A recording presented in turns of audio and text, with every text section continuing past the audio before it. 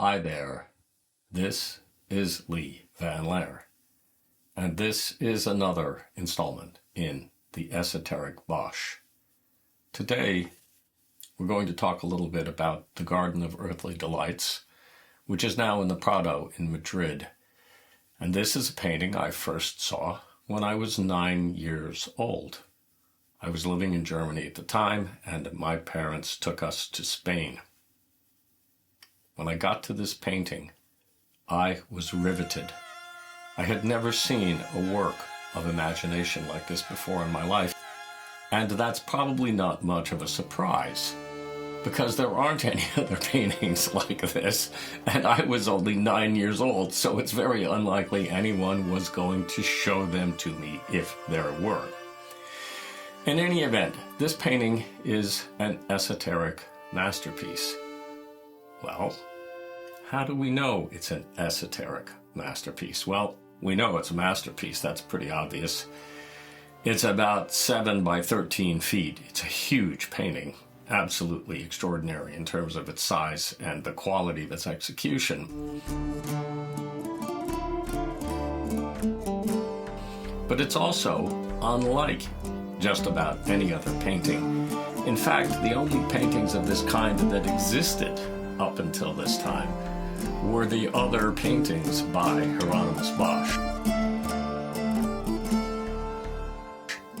Now, he had many imitators after he died because the style became quite popular, and it's obvious why. But while he was alive, he painted things quite intentionally, and he used a complex language of symbolism to describe not the outer world of man, like all the knights and men in armor and kings and queens and courts and palaces and Bible stories. No, he didn't do any of that. It's not in there. It's not about the outer world. This painting, like many of the other Bosch paintings, is a picture of the inner world of man. And if you want to know where that stood in Bosch's oeuvre, take a look at the Hay Wain.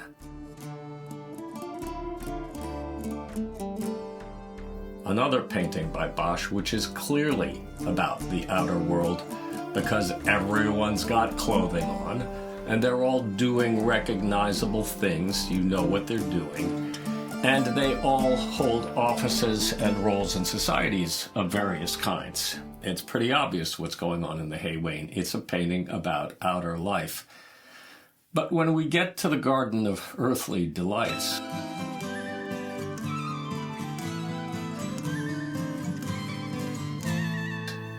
we're in a completely different world. For one thing, everyone is naked. You can't tell what rank or place in society people hold. There are a few symbolic representations of animals that look like they're nuns or priests or what have you, sure. But overall, 99% of the activity is done by people that are just naked people. And this, in a way, is a reference to the nakedness of the soul within, where there are no symbols of offices or ranks to be reckoned with. Now, here we are in front of this painting. I'll tell you about something that gave me a key to what the painting is all about back in 2014 or so. I was at a Christmas Eve party with some friends, and my friend Sushi was there, talking to me about this and that, and we got on to the subject of Hieronymus Bosch.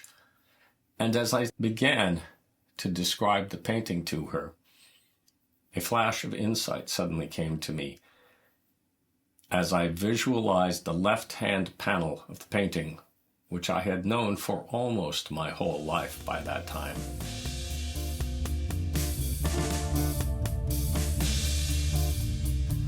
I suddenly realized that the pink fountain in the painting represented something Emanuel Swedenborg wrote about later in the 18th century. It represents the divine inflow of the higher intelligence of divinity into creation. So the fountain isn't necessarily bringing up water from down below where the pond is, It is showing the influence of God as it flows into being in the earth.